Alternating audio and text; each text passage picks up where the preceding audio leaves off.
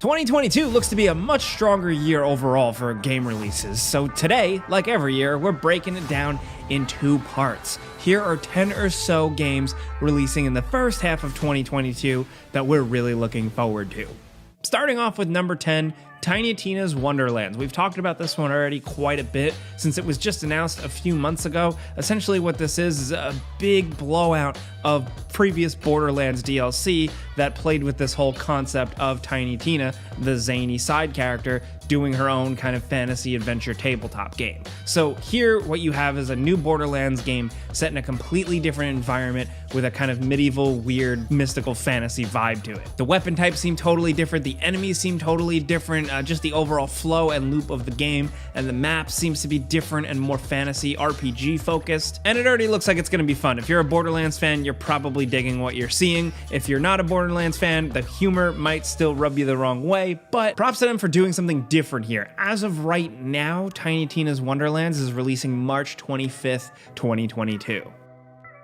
Next, over at number 9, we have Gran Turismo 7. Yes, Polyphony Digital is working on another one. It's been quite some time, they very much take their time, but it looks like Gran Turismo 7 is continuing the trend of just really upping all the stakes. More cars, crazier graphics, more options, more details overall, more fine-tuning, and we love to see it. Honestly, we're always excited when a PlayStation console gets graced with one of these really awesome games. These are, if you haven't played them, more hardcore simulation focused, so don't expect a lot of personality and fun and doing crazy jumps. No, this is like hardcore realism, real car stuff. So while there is a world for arcade racers, we have a blast with stuff like Forza Horizon and all that. The Gran Turismo series takes things a bit more seriously, so if you're a hardcore car enthusiast, hopefully you'll be happy with this one. So far, it's looked pretty good. As much as some of the updates sound like small things, it could just make for a really good, fun, gorgeous car game. And you know what? That's all we're really looking for. That's releasing, as of right now, March 4th, 2022. Next, over at number 8, we have Pokemon Legends Arceus. I think that's how you pronounce it. I'm bad at pronunciation, but this is the big one, folks. If you've been looking for a Pokemon game where you can run around a big 3D open world and catch Pokemon and battle, here you go. I mean, granted, they've kind of dabbled with it before, but this is the blown out crazy one. There's been criticism already for its graphics. For me, I just look at that as kind of like the limitations of the Nintendo Switch. Still, to have a fully 3D Pokemon game on the Switch is pretty exciting. The possibilities are high, especially considering this serves as kind of like a prequel story. It's in an older era of the Sinnoh region, and it's actually called something different. It was called the Hisui region, so it's kind of got this weird kind of old-timey Pokemon feel to it. You're still a guy or a girl with a cool hat and a jacket, but there's like a slight ancient vibe to it, and it's really cool. We're gonna be seeing new Pokemon, new trainers, new ways to fight, and most importantly, new ways to explore. There's a lot more going on in this one. If you're a die-hard Pokemon fan, I suggest diving deep because some of the info we do have is pretty cool for how it shakes up the formula other than just it's 3D. But thankfully, we won't have to wait too long to really see how it is. As of right now, it's releasing January 28th, 2022. Next, over at number 7, we have Sons of the Forest. This is the long-awaited follow-up to The Forest, which was a survival game with some really hardcore horror elements to it and just some good stuff.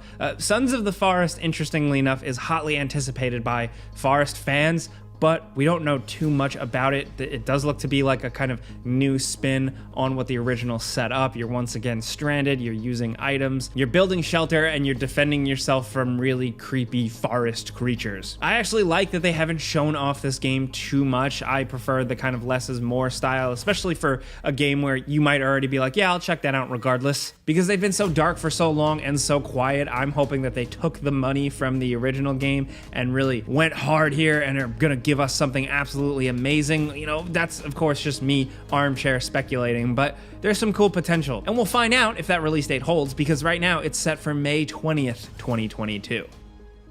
Now next over at number 6, we have Sifu. This is my personal most anticipated pick just because of how cool it looks. I love games like this, especially from developer Slow Clap. These are the people behind Absolver, which was a pretty intense game with a hand-to-hand fighting system and a lot of challenge. This seemingly takes that gameplay framework, that combat system, and applies it to a different real style of game. There seems to be this mechanic where every time you die, you come back older, but just what they have going on here with the fight scenes, the way you can grapple and counter and fight enemies and use objects in the environment or use the environment itself to win seems so satisfying. If you played Absolver, you know that combat system absolutely hits. Even if the rest of the game was just kind of like, that combat system is top tier. So for them to use that again and hopefully expand on it makes me just absolutely bet on this game.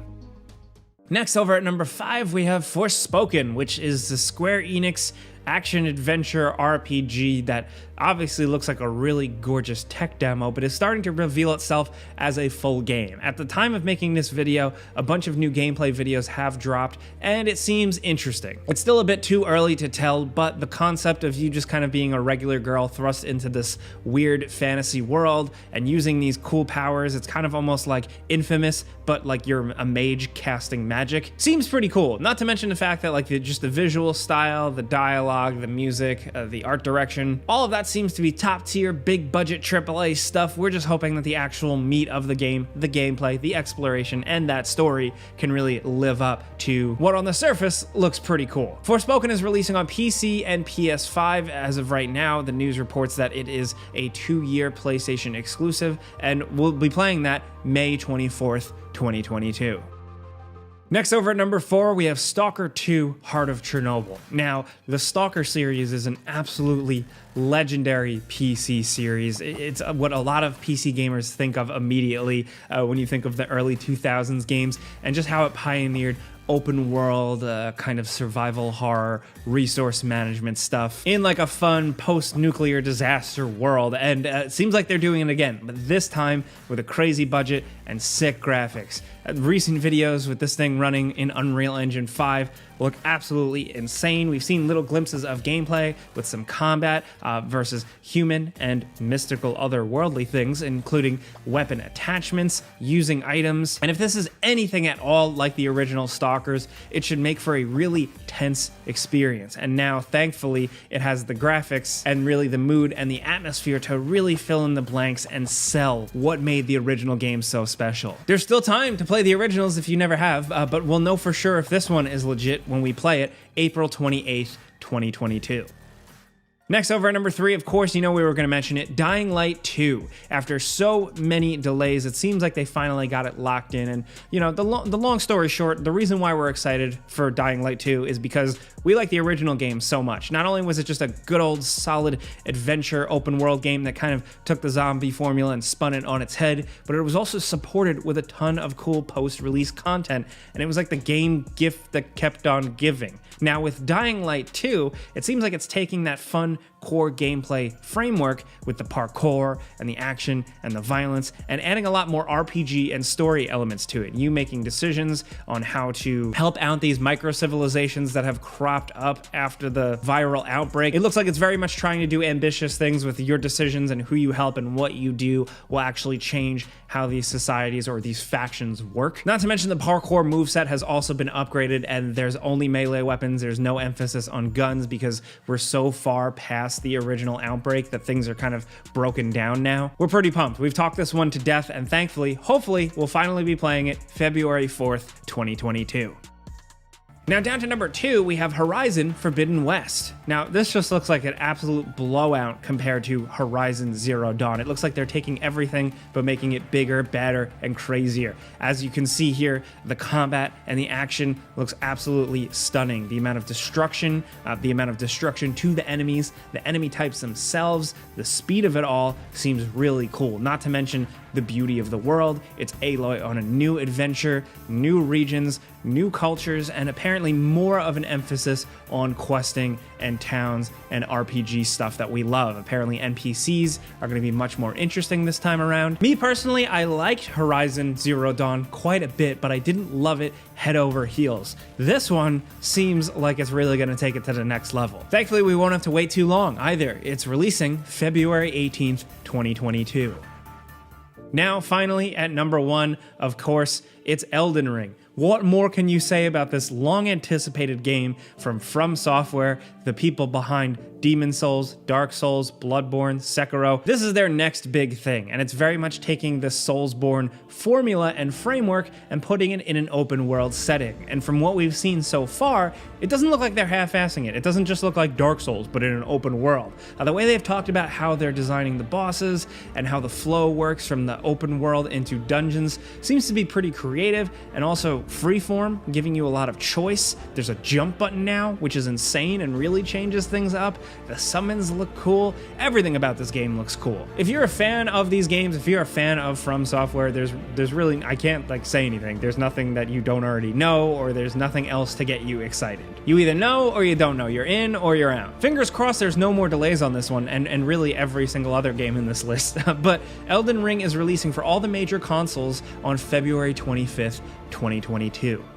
But we also got some bonus games for you worth mentioning. Of course, Destiny 2 is getting the Witch Queen update expansion February 2022. Crossfire X, the first-person shooter, big in Asian territories, now with a campaign, is releasing on Xbox consoles February 10th, 2022. We're also getting The King of Fighters 15 on all major platforms February 17th, 2022. And the weird classic sci-fi game actually got a sequel. Alex 2 is releasing March 1st, 2022. But those are the 2022 games that we're really looking forward to for the first half of the year. Now, when we talk about the next half of the year, the fall season, things are going to get probably even crazier. But for now, this first half is looking pretty good. So we want to hear from you guys in the comments what you're digging the most. If you got your own top 5 most anticipated, be sure to drop it in the comments. We love seeing that stuff. But if this video helped you out, informed you, clicking the like button's all you got to do. It really helps us out a lot, and we would very much appreciate that. But hey, as always, thanks for watching. We'll see you guys next time.